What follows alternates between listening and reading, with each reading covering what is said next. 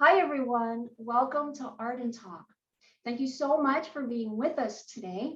I'm Leslie Sue, the host for Art and Talk.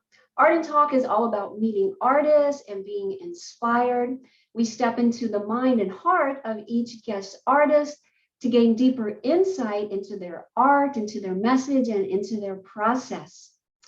So today we're bringing you our first guest artist of the Being Heard, Being Seen exhibit, which is currently on view at the Cultural Council for Palm Beach County in Lake Worth Beach, Florida. And Being Heard, Being Seen honors the LGBTQ plus community through thought-provoking artworks by Palm Beach County artists. So we're so excited to begin this series, begin a collection of artists from the Being Heard, Being Seen. So today our guest is a fine artist, and we'll be diving into her art, her journey. We'll be looking at a select group of her artwork as well. So again, thank you for being with us, and I'd like to welcome Teresa Korber. Hi, Teresa, welcome. Hi, thank you for having me. Great to have you here. Thank you. Great. So you have such an interesting style of art, bringing out emotion and the unconscious. I'd love for us to tap into that. But before that, can we get just a little bit of a background, Teresa, on your origins of your art and pursuing it? Sure. So my name's Teresa Korber. I'm in West Palm Beach, Florida. I was raised in Puerto Rico. Both of my parents are artists. So as much as I tried to escape that, it's just in my blood. And more recently, I've gotten more serious about my own artwork, and I've been exploring and kind of playing with a bunch of different styles and such. I was a curator for art events for many years, and I always did art, but I never could really fully focus on it just because I was more focused on the other artists that I was representing. Yeah, so that's pretty much my background. What your parents, coming from a family of artists, what type of art did they pursue, and how did that influence you? How did that impact you when you were a little girl? Kind of like setting the stage for now. Oh gosh, yeah, it impacted me big time. I mean, I remember my first painting was one of my favorites, which is Vincent van Gogh's Starry Night, and I was in my mom's studio, and she had a old piece of canvas board that had been cut and was pretty much unusable. And she gave it to me, and I just, I was on the floor just trying to paint a copy of the Starry Night piece. And growing up, my father especially was a huge influence for me. I spent many nights downtown where he had his own studio space, which is now a parking lot, but it used to be storage units. And that's where he had his studio, and I would just sit there and watch him paint. And it's hard for that not to rub off on you, right? Art class was always my favorite in school. Didn't care for anything else really. I would even spend extra time after school in art class if I was allowed, just to work on pieces. My mother's style is more like portraiture. She does a lot of portraits, but she also does abstract work, so she can do both. And she has, I think, a style that can sort of shift and change a little bit. My father's work is undeniably, his own style. He does a lot of figurative work, a lot of line work, very abstract, but fluid, very fluid, a lot of movement in his work. And I think that's where I got my love for figurative. I started off doing a lot of nudes, and I think that definitely comes from my father. Some of the line work The swooshes and, the circles and dots and things like that are definitely from my father's side. And I've played a little bit too with portraiture, so that comes, from my mother's influence, I would say. But I think definitely the combination of both has been great to explore, sort of finding, well, okay, what's my own style, which I'm still sort of, working that out. I can absolutely see the influence of both your parents in your work. And I find it really interesting that you still feel that there is a search, so to speak, to really kind of tap into your own unique voice as an artist. I mean, it's Mhm. there, but it's still like, it's sort of, do you feel like it's just going to be an ongoing evolutionary thing? Or do you feel I like, think so. I think a lot of artists, myself included, for years, you think, okay, I have to have this very specific style so that when people see my work, they know, undeniably that it's mine. And that's a lot of pressure. I think you're putting yourself in a box. And I'm currently going through an evolutionary part in my own, creative process right now, where I'm trying to break free from the box, because I have a tendency to sometimes be too rigid, or to be a perfectionist, which a lot of artists tend to be. But it feels confining to me. And so trying to just kind of stay in this, okay, well, this is how I'm going to paint, and this is going to be my style, and this line is going to go here. And it's just too much pressure. And lately, I've been really trying to tap into more of an intuitive style of painting. And it's nice to get lost in that, but I also keep myself in check, because I want to get lost in the process, but I also don't want to lose the messaging in the process, right? So I still want people to look at it and be able to see something, right? And not just have it be a complete, chaotic, intuitive, messy canvas, which is also great. But for me, the messaging is important as well. So I've really been exploring on trying to widen that box, pushing it a little more, a little more, a little more each time, just to kind of see where that goes. mm-hmm.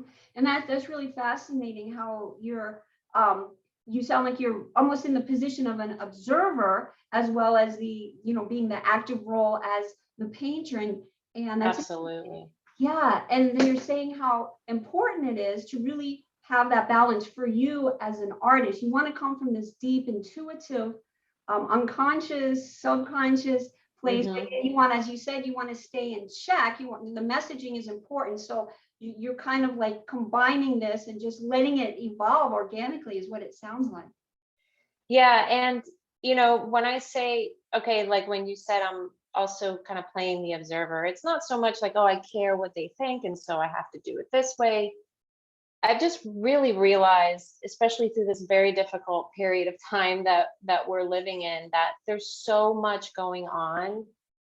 And I'm realizing more and more that your role as an artist, whatever form that may be, musician, whatever, it's so crucial that we act as like a vessel to deliver a message to anyone who's willing or unwilling to hear and to see and to feel for themselves. And so that's why the messaging, the letting go is important, but you somewhat have to stay a little bit in control as far as well, for me, with my messaging, because that to me is really important. I mean, we've lived through, pandemic and political issues, and now war, and climate change with all the fires and everything, the racial injustices, racism, LGBTQ plus issues, women's issues.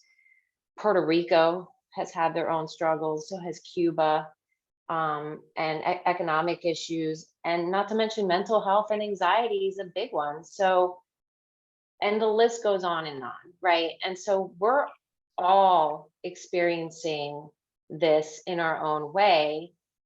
And it's not only an outlet, but it's important to me that I'm getting my feelings and my messages across to people to maybe help them, or just to, spark something in them that maybe they hadn't thought of before.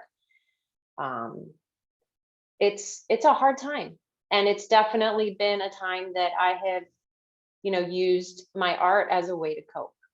And so I hope that through that, other people can also kind of get some sort of comfort from. Mhm. So your art has this healing component for you with everything that's been going on, as well as for others to also, as you were saying, to kind of tap into that as well. Absolutely. Yeah. That's my hope anyway.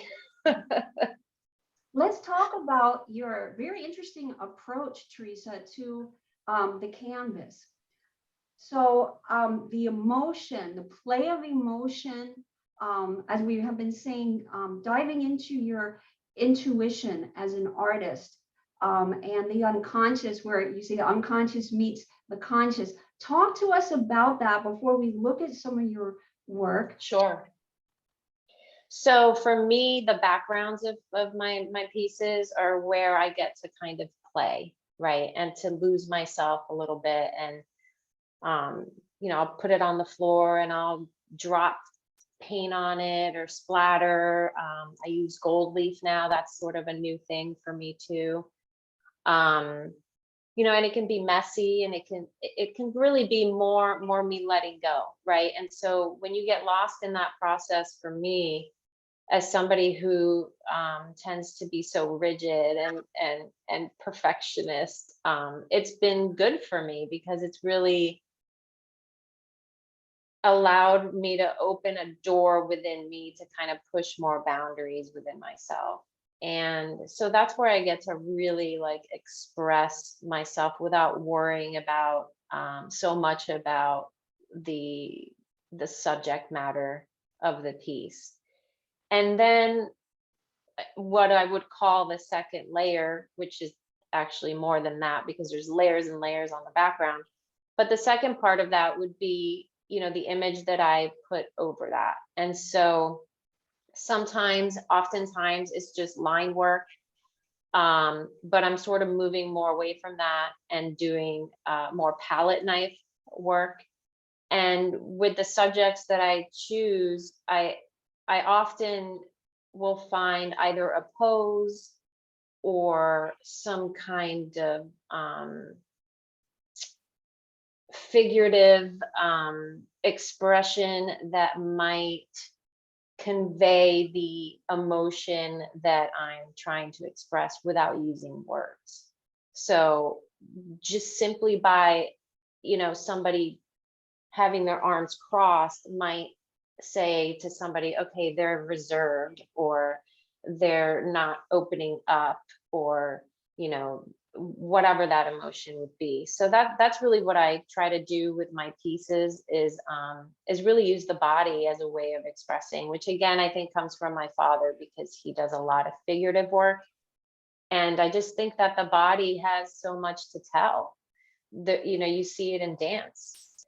Dancers expressing all kinds of things just by using the movement of the body or striking a certain pose, or even a certain facial, expression. So that's basically the gist of how I try to approach the canvas. Mm-hmm. It's the human body that is, in essence, helping you to convey the emotion that you're trying to get across in a very open and free and intuitive response to the canvas, and using the palette knife and using a brush. Mm-hmm. Now, Teresa, is the emotion birthed during the process of your art, or do you walk into your studio and perhaps you're feeling something today, some type of emotion, and you're like, okay, this emotion, I want to explore it in my art? How does that play out for you? Both. I mean, when Pulse happened in Orlando, that was the first time that as a member of the LGBTQ plus community, I felt personally attacked. I mean, that event really impacted me more than I thought, right? I'm not somebody who considers myself a huge, advocate. I'm not, always out there and really supporting my community as much as I should. And that kind of changed things for me.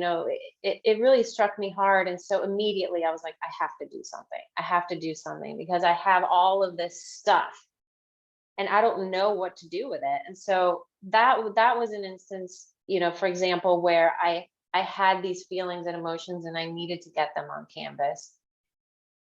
At the same time, there's times when you don't want to go into the studio. I think one of the hardest things for an artist I have found, and I sometimes feel alone in this, and so I hope it helps people, but you think you have to be motivated all the time, and that's just simply not true. You have to just start, right? And starting is the hardest part sometimes. Sometimes just starting. And if once you get started, then it comes, right? Then you're in that place, you're in that mode, you get lost in it and time goes by and it's enjoyable and you're glad you did it, right? And so there's a lot of times like that where I just get into the studio and I'm like, all right, let me just start and see what happens. And through that process, yeah, I mean, you uncover stuff. I listen to music when I paint, and so I think music really helps me get in that place where I can let go and get lost and sort of see what happens in the process. And sometimes I surprise myself, and other times I'm like, you know what, today was not a great day. Let me start over tomorrow. So it's all a part of the process. Mhm. Yeah, I love everything that you're sharing, Teresa. And I think that's such a good point that, some days it doesn't feel like it's there, but yet showing up really helps to open that door to that magic, to that creativity, and just that willingness just to be open to see what happens. And then also not having expectations, because as you're saying, sometimes, you follow through with that process, but yet you kind of, towards the end of the day or whatnot, you kind of go, okay, let's start again tomorrow. We'll revisit this. And you Yeah. just accept it as that, okay, that's just how today was. And you just kind of, continue on from that place. Yeah, expectations are tough. And when an artist has a bad day in the studio, man, I always say it's one of the worst feelings. It just, because it triggers all this doubt. I suck. I'm not good enough. I'm never going to make it. This is terrible. How could anybody want to buy this? And it just goes on and on. And so you just have to remember that it's a normal part of the process. Not every day is going to be great. Not every day are you going to pull out a masterpiece, and that's okay. And it's not a big one for me too, is it's not time wasted, right? I always thought at the end of a bad painting day, like, I just wasted the whole day. It's not time wasted. You still got in there. You still put paint to canvas. You still did the work. Whether you realize it or not, you got something out of it, or you got something out of you onto that canvas. And so it's not a lost day, even if you paint over it the next day.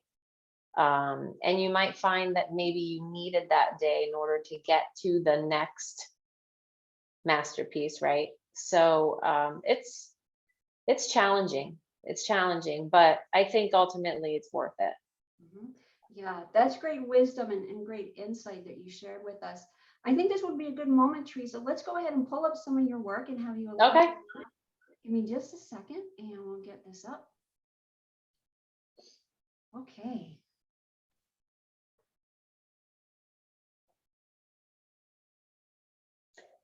So this piece here is Innocence. And it's one of the pieces in Being Seen, Being Heard, which is showing at the Cultural Council. And I believe it just sold, actually.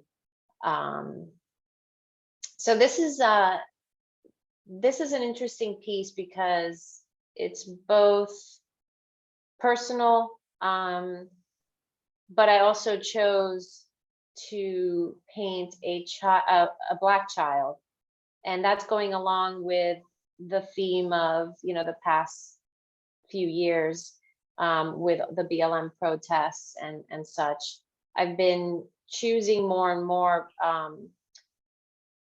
Black people as subjects because, well, because it's important, right? But also I've found it to be quite enjoyable to paint, actually, because I realize I don't really paint a whole lot of Black people, and I don't know why, because I actually really enjoy it. So I've been using Blacks as subjects for a while now, and in this piece, it's a Black child, which in some ways also represents my childhood as well.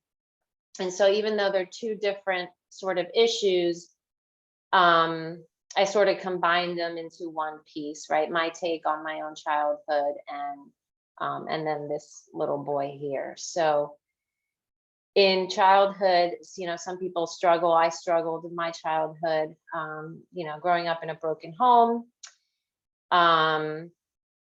It was tough. It was just a tough life. And I think that when you are a child and you're, you know, you're living in an environment that is not the best, it really robs you of your innocence. And so that's what this piece is about, is the loss of that innocence, having to grow up quickly, for instance, having responsibilities thrown at you too early in life, and how that affects you as a young child. But at the same time, even though that all seems really dark and dreary, it's also about what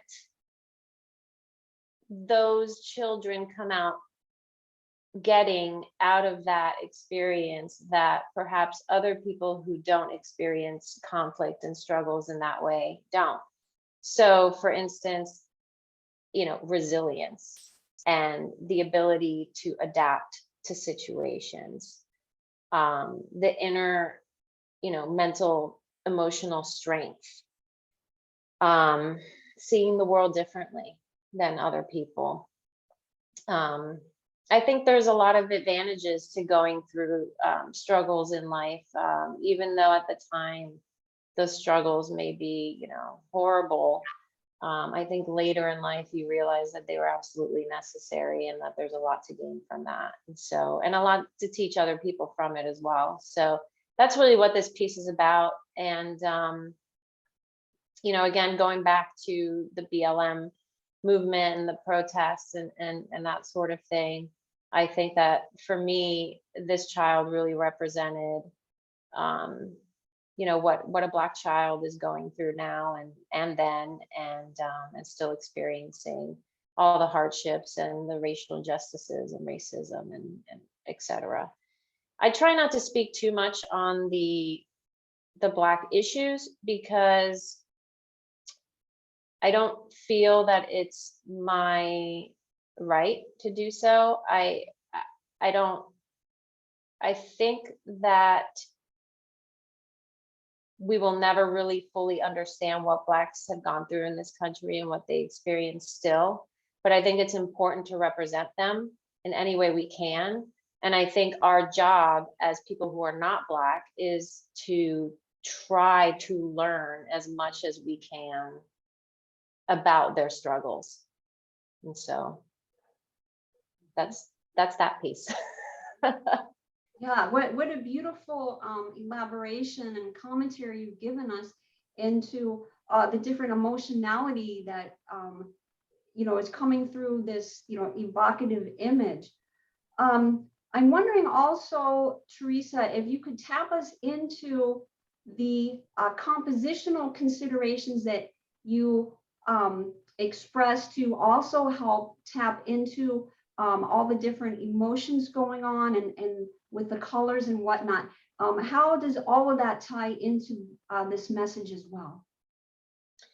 Sure. So it's always tough to explain these pieces too, by the way, because as a viewer, so many people will see things differently, and they'll get something from it that, you know, perhaps wasn't my intention, or, you know, wasn't necessarily my message. And so that's the beautiful thing about it, right? Is everybody gets their own interpretation of it. So the little boy, for me, if you can see, he sort of has almost like a hole in his head, right? Like a piece missing. And that to me is a number of different things, but mental health, right? The mental health toll that all these experiences have had on him, as well as the piece of innocence that he is missing because of his experiences.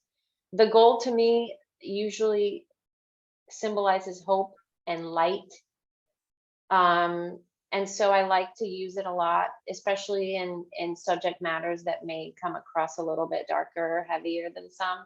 And so that's where I like to throw the gold in, because for whatever reason, no matter how heavy the subject matter for me is, I always try to insert hope wherever I can. And I'm not exactly sure why that is. That's just how it is for me.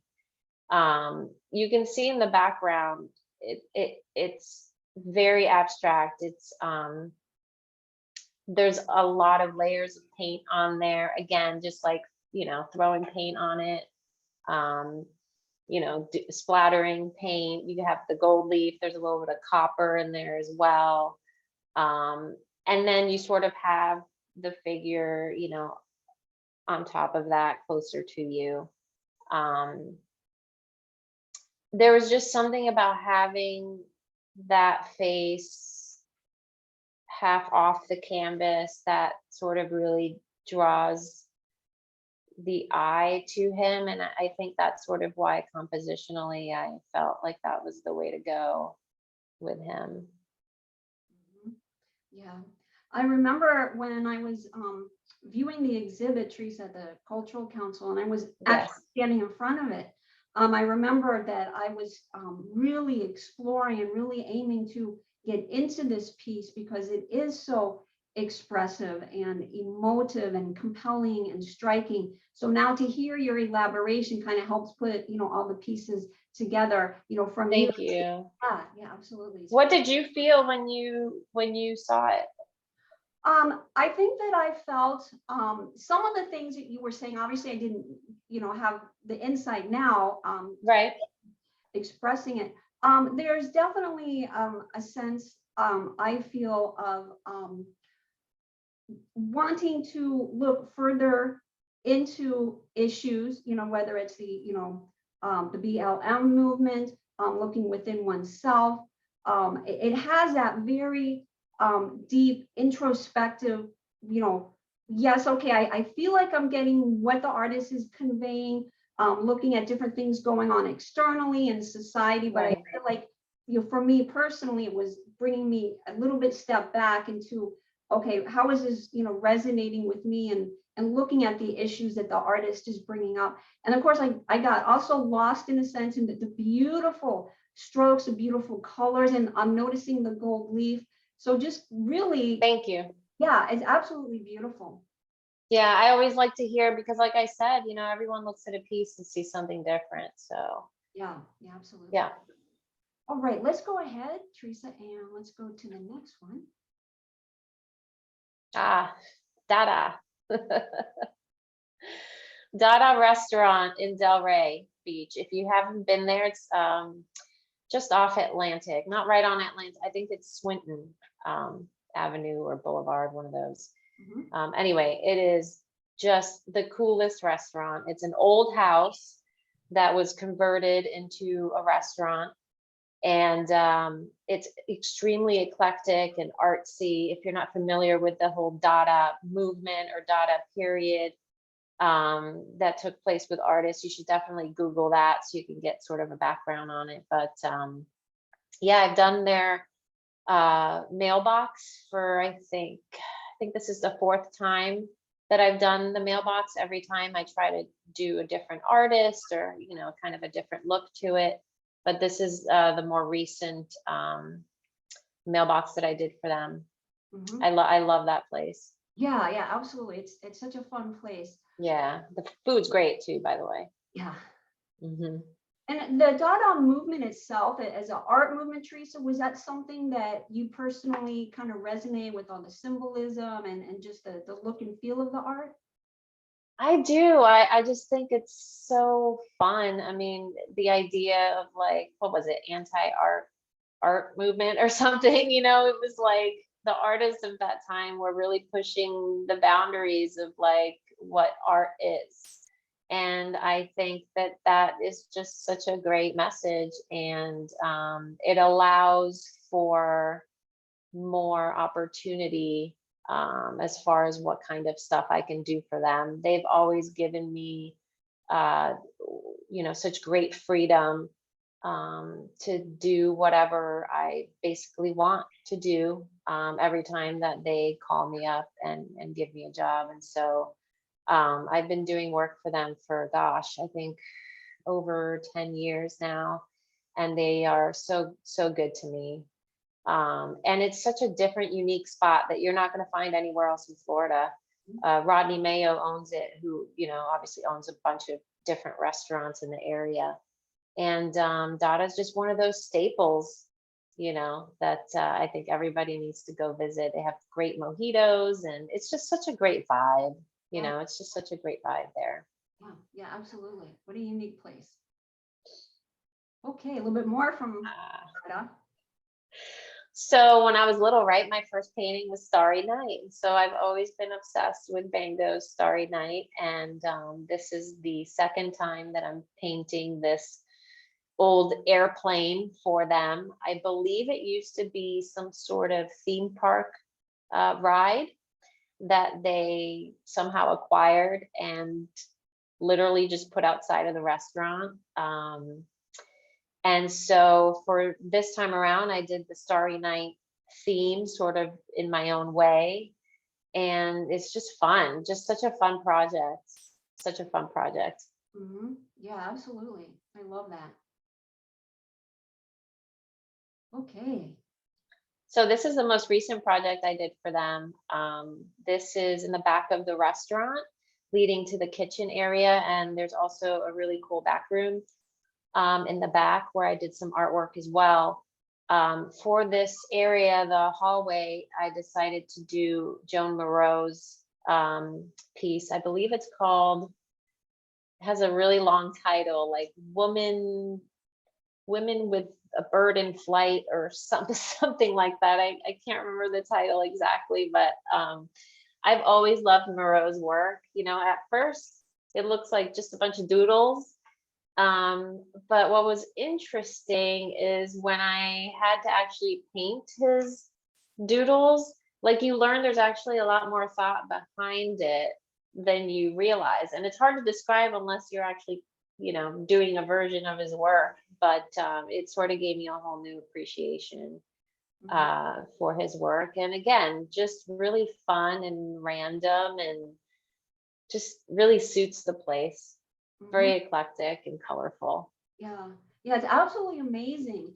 And when you're painting on like a wall here, also on the ceiling, this whole different, surface space other than a canvas, what is that experience like for you in terms of your approach, your thinking process? Right. So I'm also experienced in doing some custom finishes in people's homes. So that sort of helped me prepare for a painting day on a wall, for instance. So, you have to make sure you have all your supplies. A ladder, for me, being so short, is especially important. Drop cloths, and knowing what type of paint to buy, and what's going to stick on what is also important. And that's been something that that I've learned along the way. Oil is going to take longer to dry than acrylic, and so don't use oil. So, yeah, it's just fun. I don't do a whole lot of mural work per se. I have. What I do enjoy are smaller spaces like this. I mean, something like the restaurant. It's more intimate, and it doesn't seem so daunting to me. So that's why I really enjoy it. I will say nothing will prepare you for painting on a ceiling, because your neck will ache. You just can't escape that. So there's, unless you're like, was it Leonardo da Vinci or Michelangelo, one of those, laying down flat on a surface. But no, yeah, it's hard work, and but it's awesome. I love it. It's absolutely amazing, Teresa, what you created, and just to be in that space. I mean, what you have, added to that space creatively, Thank you. artistically is really beautiful. It's just amazing what you created. Thank you. Thank you. All right. Yeah, I remember. I definitely remember this piece well. It's called "In My Power," and again, it was me. This is different. This is actually not with palette knife. So these are brush strokes, and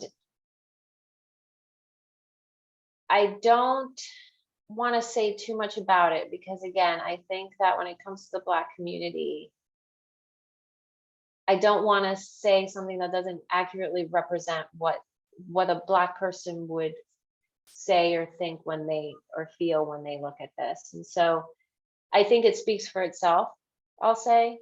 And I'll say I enjoyed it. Painting brown, Black skin is something that I've really enjoyed recently. It's a whole different array of colors that I don't normally use on skin.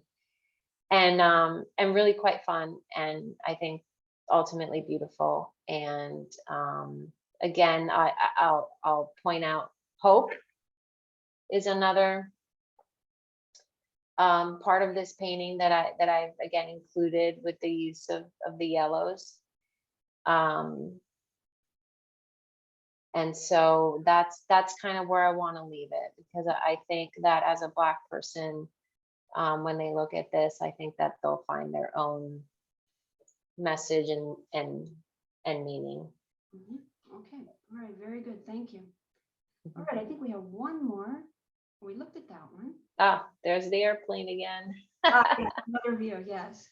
It's so fun. I love it.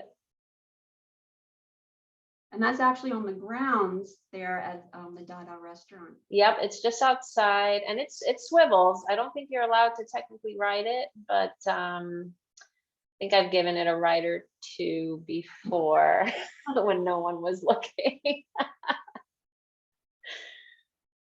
Beautiful. Interesting thing about DADA restaurant, there is a room in the restaurant called the ant room, and it's literally these large ants taken from the idea of Dali, who used to use a lot of ants in his paintings, like on the clock and whatnot. And my father helped get that place open years and years ago, and had painted those ants. And then they had some repair work that they needed to do inside of one of the walls. And so they called me up to redo those ants. And I just thought, how cool, like I'm redoing my dad's ants, so. Yeah, well, that's a great story. I'm so grateful that you shared that with us. Thank you. Yeah, and I've seen the pictures on your website where you actually were in process with those large ants and seeing the shadows and that whole space. All right, so here we are with another one of your paintings. Can you tell us what's going on with this one? I'm trying to think of, I think this was peripheral vision, I think was the title of this one. This, to me, I really was exploring with blues. I love the color blue. I use it whenever I can, probably too much. And again, you see the gold there. This was about exploring femininity, and it's also a little bit about trust, right? So not fully trusting, sort of guarding yourself, keeping everything in the periphery, So that's what this piece was for me, and that one sold as well. Excellent. I'm so glad to hear that about that those pieces sold. Yes. Yeah. Me too. Yeah, absolutely. Oh, so we're looking at trust, we're looking at femininity. You have the gold there, which you said is about light, which is about hope, and looking at the interesting figurative position that you love to use to express your emotion, to express your message, your feelings. Absolutely. And this was with palette knife on the image. Strictly with palette knife? Her is, she's done in palette knife. The background is brush and a little bit of palette knife as well. Beautiful. All right. So, I have a few questions before we wrap everything up. Now, when we have a great foundation, Teresa, of where you're coming from with your art and the emotion and the message and the feeling and taking also what's going on in the world and also in your interior universe as well, and how you think and approach the canvas. So if we can step into your shoes just a little bit more. So when you're in your studio and you're creating, we know there's going to be this balance that we spoke about before. How much is going on with, we spoke about letting go, having less rigidity, letting it just flow, but also kind of, tapering back. We want the message to come through too, your love of figure and also incorporating that abstract. So when you're actually in the studio, currently speaking, how much is just coming out and flowing from you, Teresa, coming out of your hand, like, no filter, no, like, okay, I'm just going to use your example. Okay, no, that's not too much blue. I feel like using, and your mind, like, what is going on? Is one taking over more? Is there like a symbiotic relationship? How do you interpret that? It changes from day. I mean, it depends on the day, right? Some days you go into the studio and you're just too up in your head about it. And those are usually the days when you have a bad day. I find, for me, if I'm thinking about it too much or overthinking, then that piece is not going to come out the way that you want it to. And so that happens, and that's okay, right? And not every day you're going to be completely in the zone. But I would say most of the time, it just depends. Sometimes it's 50-50. Sometimes it's 60% intuitive and 40% in my head, kind of thinking things through as far as like color choices or poses or figures or, the messaging, etc.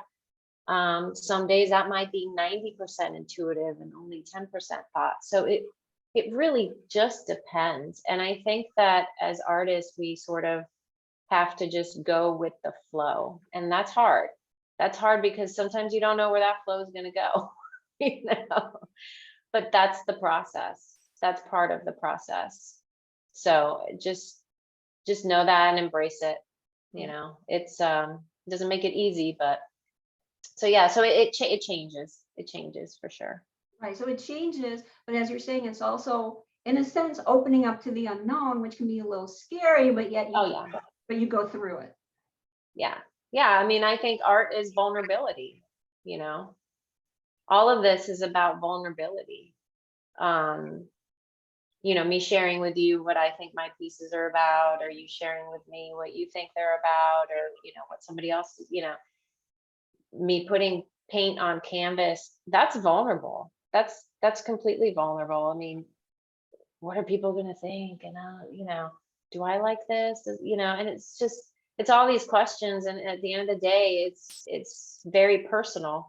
No matter what the craft is, when you're an artist, it stems from inside. I mean, that's why I paint, is because I have all of this stuff, right? Especially lately with everything going on. What do I do with it?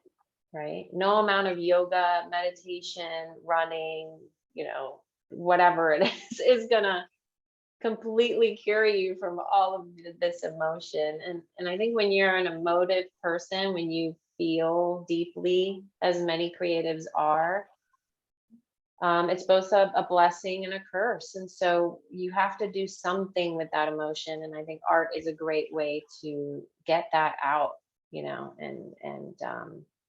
yeah, it's therapeutic. Yeah. And vulnerable. Yeah. Yeah, and I love the raw emotions that you're sharing with us, so we can really, tap into your beautiful art and really just kind of, Thank you. yeah, and step into like where you're coming from with this. And it is an act of vulnerability, as you've been elaborating. I'm also wondering, Teresa, I know you have a heart signature collection, uh, Yeah. your acrylics, a heart series. And I'm wondering, in your estimation, since we've been talking a lot about intuition and intuitive approach to the canvas, painting, and the figure and whatnot, um, is the heart to you where the intuition comes from, or why are hearts important to you, and where does intuition come from? I am a romantic at heart. Um, I love love and I love hearts. I've always loved hearts.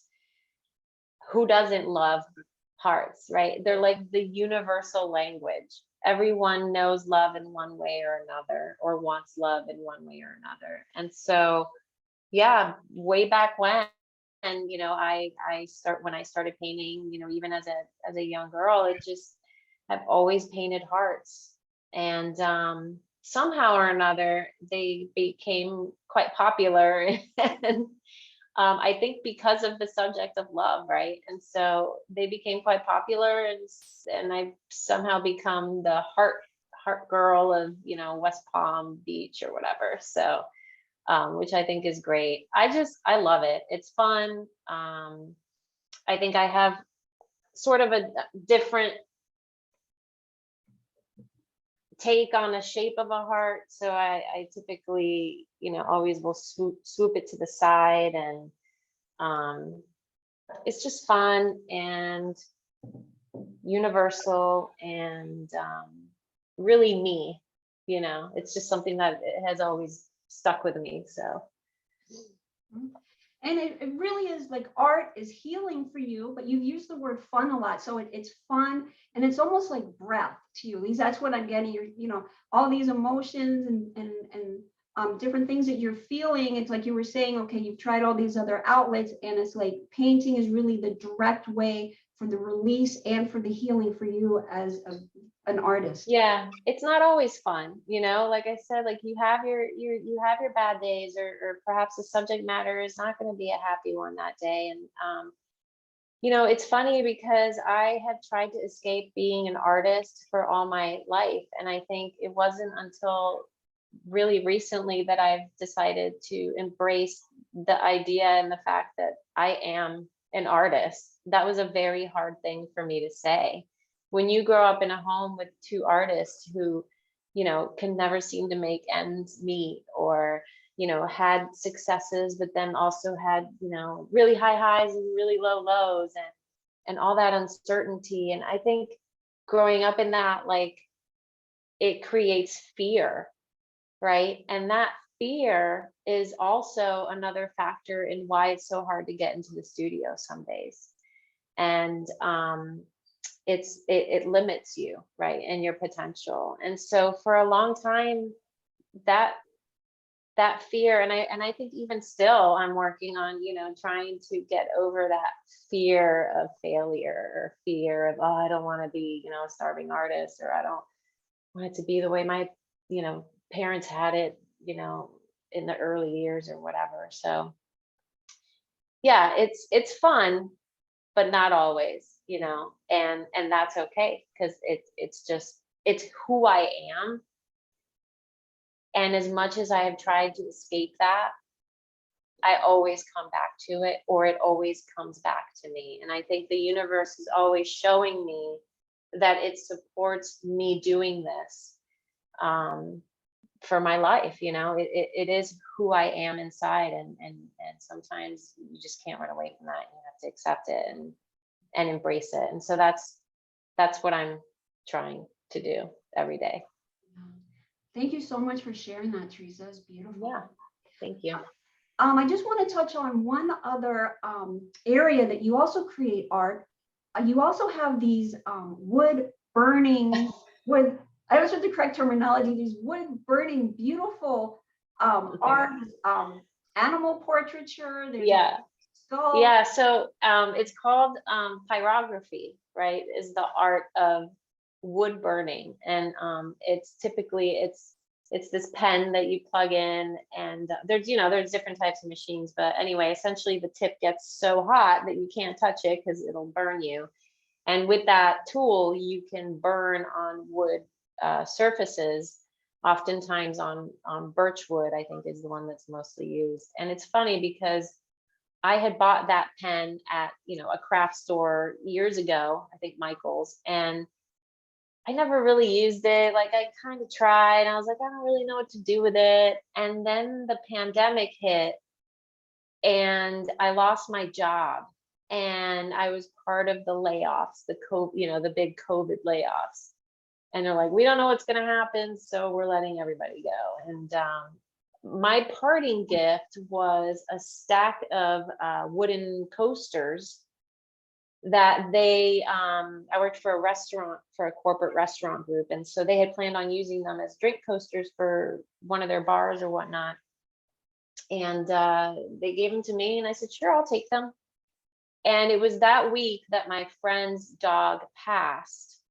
And I thought, God, I don't know what to get him. Like, what do you do, And I said, you know what, I'm going to make him a little coaster, and I'm going to try that wood burning thing. And I'm going to make him a little wood burning, drawing of his dog. And so that's what I did. I busted out that dusty wood tool, and I did that, and I posted it, and people started asking me, oh, can you do my pet? Or, oh, I lost my pet. Can you? And next thing you know, I just had all these orders coming in for people, mostly my friends. Thank you, friends. Friends are so important when it comes to, supporting your art, and I'm always appreciative. And yeah, a lot of them ordered these pet portraits. And because I do mostly custom, I don't have any dogs to show you, but this is a mask that I had done in the shape of a heart, two surgical masks during COVID. And it's fun. It's different than painting. When you make a mistake with a wood burning tool, you can't erase it. You just have to start over. So it doesn't allow for many mistakes, but it's definitely an interesting tool to try. So I think you can get one at Michael's for like $20, a little tool to try out. So I suggest any of you who are looking for a new craft thing or hobby to give it a try. Yeah, absolutely. Teresa, we need to wrap the show up. We like to have our guests provide the closing comments. So how would you like to close out the show? I think life is short and the future is uncertain. And I think you can see that in the times that we're living. As horrible as some days are, as far as current events, it's a good reminder for us to not take anything for granted. And I think especially now we're living in a time where, you realize that maybe working that job that is so miserable and just sucking the soul out of you is really not worth it. And it's scary to take a leap for your dreams, but life is too short for you not to. And if it's meant to be, it'll work out some way or another. It'll just work out. And so I think that that's my message to everyone, is to just take the leap, take nothing for granted, live your life to the fullest every single day. Thank you so much for those words of encouragement and hope and trust, and also seeing that portrayed in your beautiful artwork. And I am so grateful to the universe to keep bringing you and telling you, yes, you are an artist, so that you can continue to create and to inspire us. It has been such a joy to connect with you, Teresa, and to dive into your art and journey. Thank you. Thank you. Thank you so much. I appreciate it.